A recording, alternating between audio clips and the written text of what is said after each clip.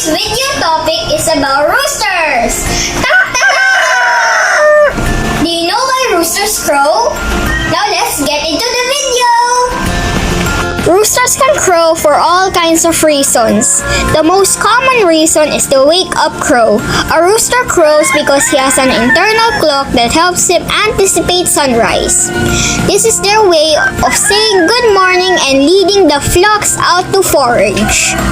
Like all birds, roosters sing or crow in a daily cycle.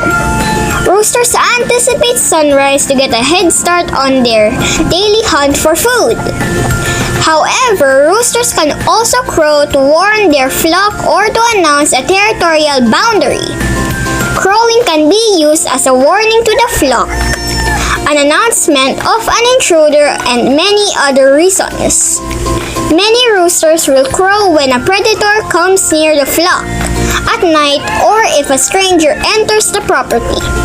They can be as effective as watchdogs in letting you know if someone unwanted is lurking nearby. Some roosters are noisy in the morning, whereas others can be noisier in the afternoon, or whenever they feel like it.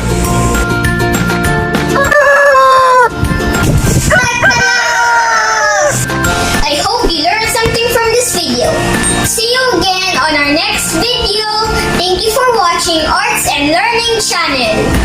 Bye, peeps!